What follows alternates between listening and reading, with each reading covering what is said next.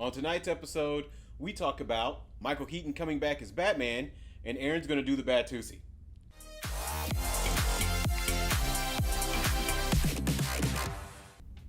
I'm Rich. I'm Othello. I'm Aaron. I'm John. And by our fandoms combined, we're Fandom United. So we wanted to get off tonight's show, or start tonight's show off with talking about Denny O Neil, who recently passed away. He was an amazing figure in comics, and is really responsible for the current version, I guess you could call it, of Batman that we have today. The dark and gritty, as opposed to the campy 60s Batman. So Frank Miller kind of built off of what he created? Yes, actually, as a matter of fact, Frank was being mentored by him. Okay. And when Frank was writing The Dark Knight Returns, Denny O Neil was his editor. Okay. So it was really cool because, we all know the Batman TV show. Most of us love it. From the 60s, but it was campy, it was goofy, it was silly. And that's what Batman had become in the comics, too. So then when Denny O Neil got to New York and got fired from Marvel after 6 months, thanks, Stanley, we appreciate you for that. He went over to DC, and that was one of the books he started working on, and he brought back the more gritty and grim and dark version of Batman versus the campy version of Batman. And that inspired people like Frank Miller and stuff like that, and that's why we have that. But he also did, like you'll see Green Lantern and Green Arrow together. He's the one that put them together in that pairing. That would seem like an obvious one. Nobody had done it until Denny did. Yeah, it was, what was it? Was it Green Lantern was in the back of Green Arrow book where they started but then they started doing to the team stories, up, and then they oh, hey, people are chocolate peanut butter, what? Yeah, and just kind of linked them together after that. Yeah, and the one thing too about Denny O Neil, they said even back then in the 60s, he was always trying to put social awareness into the books. Yeah, like he was always trying to bring up women's issues or issues for people of color or what have you. And he was just a really neat dude. One of the books, one of the most quoted Green Lantern books from the 70s I've ever seen, and I don't want to mess up the quote. I'm just going to ignore the fact that my old man body just popped on camera. We get at least one an episode, yeah. Every time. See if I can find the I'm going to create a graphic of power. We just get, every time it's it like our power grows. Instead of power, just a fellow. But it was, they were out, Green Lantern and Green Arrow were out, and they had run into an older black man, and he said, "Hey, Green Lantern, I've heard about you. I've heard what you did about the Blue Man. I hear you work for the Purple Man. I hear you've helped the Orange Man. But, here on your home planet, you've done nothing to help the Black Man. What about us?" And Green Lantern was like, I don't have an answer for that. And it was just Denny really saying, hey, we need to look out for, everybody. We need to look out for each other. And so that was just really cool. But he also did some other stuff. Like he made Speedy a junkie. He's kind of funny. He made Speedy addicted to speed. But anyway.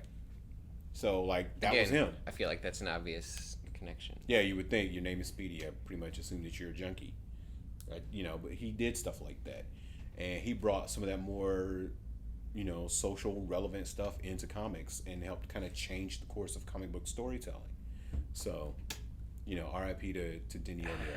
I kind of feel like he got some of that from Marvel though, because Marvel was always known as the one who. Yes and no. It's weird that him and Stan didn't get along because Stan was right.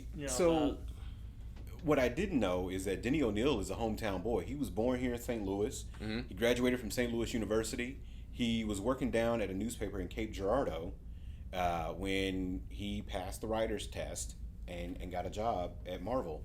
And then he got fired after 6 months. Stan Lee couldn't stand it.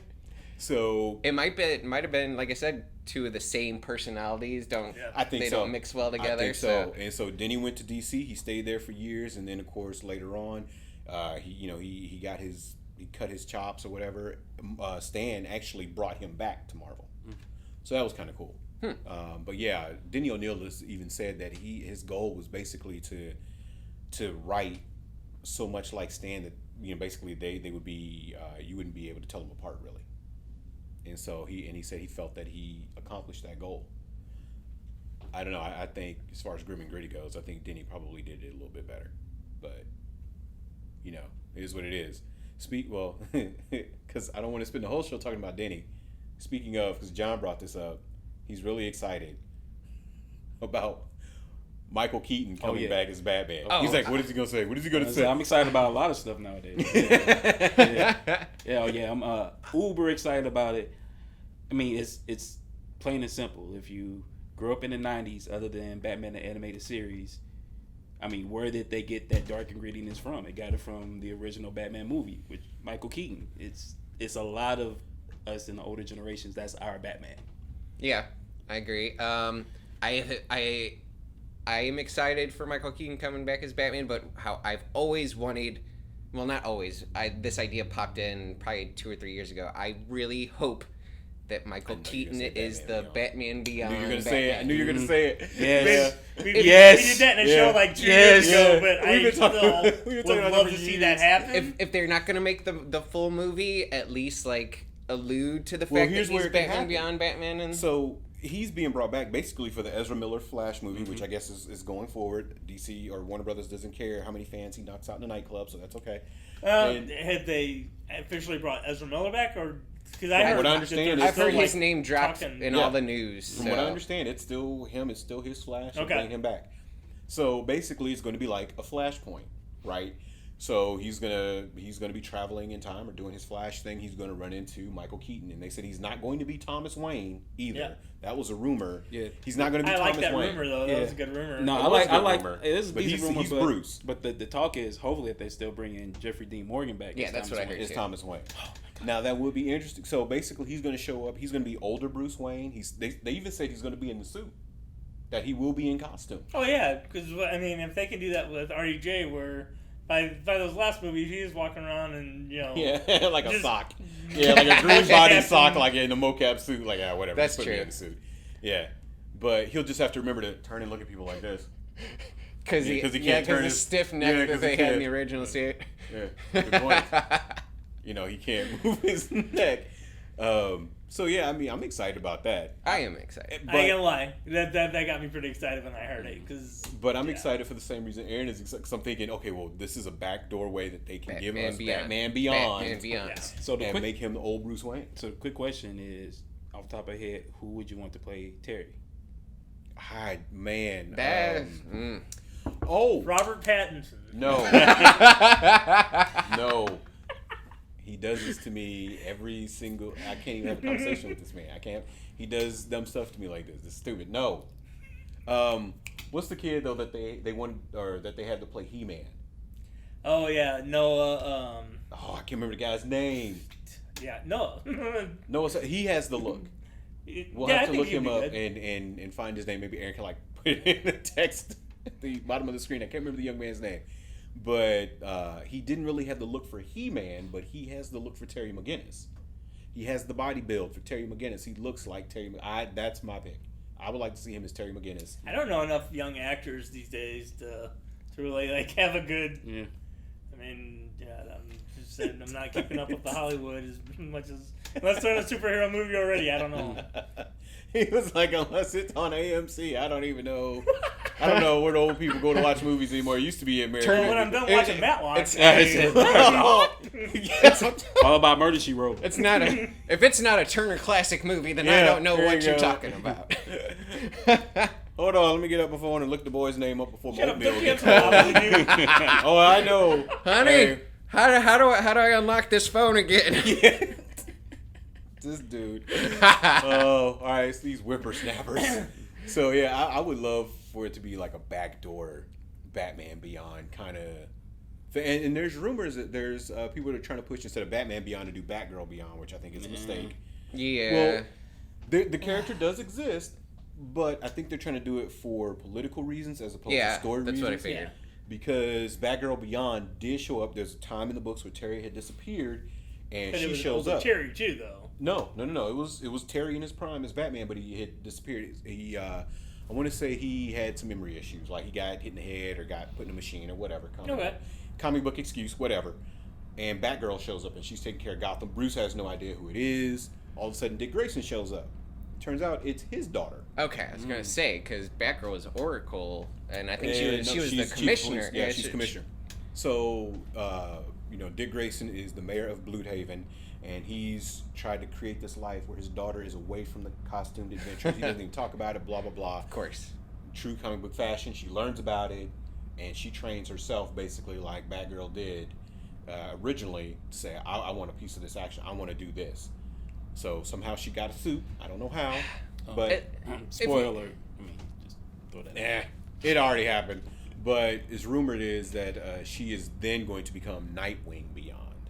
Like she's going to be the next Nightwing. And then I kind of like that legacy. I like that better than making it right. Batgirl Beyond. But if you're gonna go down that road, at least give us Terry McGinnis first. But that's why I said it would be a bad idea to do Batgirl Beyond and call her Teresa McGinnis or something like that.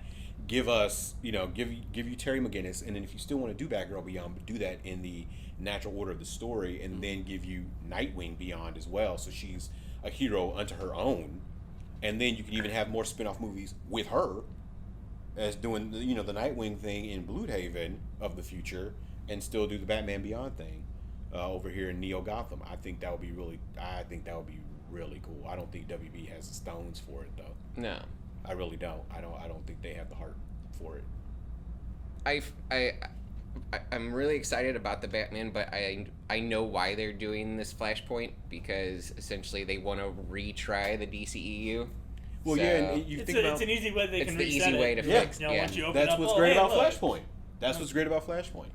And if you watch the Last Justice League, if they screw it up again, just do send another it back one. and do it again. Flashback again. Real quick, while we're talking about that, I know, I'm sorry, Rich, we got to spoil it for you. He hasn't seen it, but the way they ended Apocalypse War with the Flashpoint, and now we see the trailers for the new movies, and they even changed the animation style. I haven't seen the new trailers yet. Oh, Superman Man of Tomorrow. You have to look it up. Okay. Superman Man of Tomorrow, and then there's also Deathstroke, Knights and Dragons. Oh. And Deathstroke is R-rated, as it should be. And then the new Superman movie is basically an origin story, but it's he's fighting Lobo and the Parasite in this film. But they even recast the voice actors for Superman and Lois and everybody else. Because Jerry O'Connell did Superman. He's been doing Superman since they did Flashpoint. Yeah. He's been Superman this entire time. So Apocalypse War was his last film, and everybody else that's been in the Justice League and all that. So it was almost like a Infinity War send-off kind of thing? Yeah.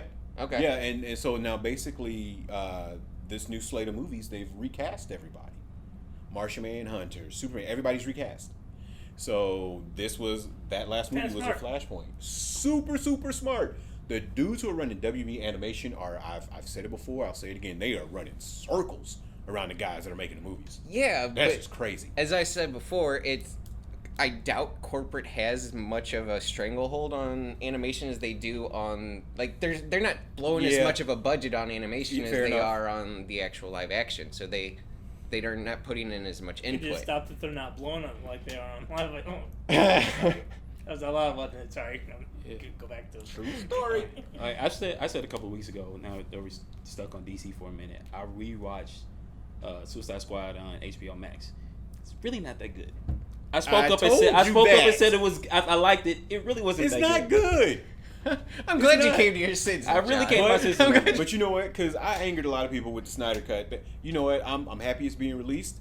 And honestly, as much as I just don't like Ben Affleck. I want Ben Affleck to return as Batman. I know he's done. I do not want Robert Pattinson. If you had said, well, here's your alternative, it's like Better the Devil You Know kind of thing. It's like, well, you could have Ben Affleck, or you could have the skinny dude who used to be. I don't even. I just can't. But he's a good. The thing is, I think if you get the Twilight out of your head, he's a really good actor. He is a good actor, and I'm willing to give him. I'm willing to get. I want to see. I want to see it at this point because it's like, okay. And what I think is interesting is when we talked about the Batman Beyond and who would we want to cast it. My pick was Robert Pattinson. Yeah, but I think he's too old. Now. I think he's too old for Terry. I think he's too old for Terry. He's too old now for Terry. Yeah. Now he's too old for Terry. I think he's old enough for Batman. Maybe he should, No. All right. So quick plug on that. I know this is nothing with comic books or DC, but The Lighthouse with him and William Dafoe. If you want to see Robert Pattinson act really good, watch that. It's a really good movie. I don't know, man. everyone thought that Heath Ledger, like everyone was up in arms about him being Joker, and he ended up being an amazing Joker. True. So Pattinson, he's Don't not worry, you're who not going I- to see that this time. Don't He's worry not about it. who I think of as Batman. Just like Not even a little envisioning, I don't. But he is a really good actor. He I can say the he same might thing. surprise you. Until we see it, I'm just kind of hanging back and not saying anything because, to cross over to Marvel real quick. I mean, I didn't think Chris when Evans. I thought that Loki, there was no way that they could ever pull off Loki. It's such a Oh, corny man. character. Tom Middle- I'm yeah, like, they're Tom not going to Hiddleston find just killed anybody it. that can do justice to that. Oh my God, made him probably the most interesting character. Yeah. Oh yeah, The in best villain, the yeah. that's why he has MCU. his own show now. Yeah. For me, it was Chris Evans with Captain America. I was like, Did you always man. picture him as? I pictured him. Number Johnny one, Storm, Johnny Storm. Johnny- Johnny Yeah. Storm, but also Yeah. not another team. Not another team movie. See, oh my god! And then he- with the bikini. With Oh, the yeah. whipped cream. That was- Oh yeah. That was his first movie. You gotta Yeah. give him some slack on that. Like, there was no other way for him. He wasn't getting a good movie to Okay, get but into still, Hollywood. I was against that casting. I was like, he played Johnny Storm. That's stupid. I Right. haven't played Johnny Storm, and now he's Captain America. But we also didn't. I didn't also understand the dynamics between Fox and and Marvel MCU at the time either. Or Paramount. I did. I always have. I just didn't like the. I'm like, they should have picked somebody else who hasn't already played somebody in the universe, kind of thing. But I'm happy he got on the chicken breast and broccoli diet and hit the gym and blew up. I'm like, okay, 'cause that's the other. I was like, he's too small to play Captain America. Man, did he get yoked? Okay. Like, Stop good that lord. helicopter. Yeah. It was bad. One arm. So yeah, I was really happy with Chris Evans. I was very surprised at him in the role, and I really hope we're going to get that with Robert Pattinson. He said he's not willing to yoke himself up for this. He said that. So yeah, Ben He Affleck. did say Hey, so we could get Ben Affleck back. Yeah, somebody get Ben Affleck back. I can't even believe I just said it. Somebody, Jen Garner, call me. Give me his number. I'll talk to him. We'll bury the hatchet. Maybe I can get him to come back. Because when we get the Snyder cut coming up here early next year, that's going to be the last time you see him as Batman. Mm-hmm. Because he's done that. You're not going to see. I mean, we're going to see Wonder Woman again. We're going to see Aquaman again because those were big money makers for him. We're going to see Henry Cavill again as Superman. Maybe not in his own Superman movie, but we're going to see him because the deal he's signed is like a multi-year deal or multi-picture deal, I think it is.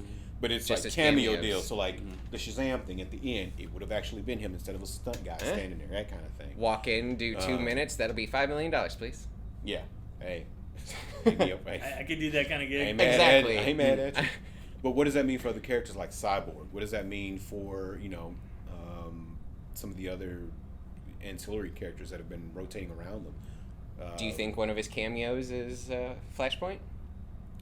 I don't know, but if they're going to do it, I hope that if this is indeed Flashpoint, that they say, we're going to reboot the universe. Basically, they're going to go into the New 52 Right. kind of deal, which didn't work out for them in the comics, but let's try it in the movies before they reboot it again. Then you got to show us that we're recasting it, we're doing it different, we're doing show us something, show the fans something, because as much as I dog on DC, I do love DC. I do love Warner Brothers animation for sure. I do love DC properties, and I want to see them do well in the theaters. I really do. Yeah, they have the material. They just don't. They haven't been handling it well, and I hope the same. Like, there's a lot of DC characters that I really enjoy. Like, they have great stories. Every time we talk about DC, he knows how much I cannot stand that character. He brings up Booster. Anyway, yeah. So anyway, I love you, buddy. no, he doesn't. No, he doesn't. But before, I guess before we go, I think we should say, since we're on Batman, Joel Schumacher, rest in peace. That's right.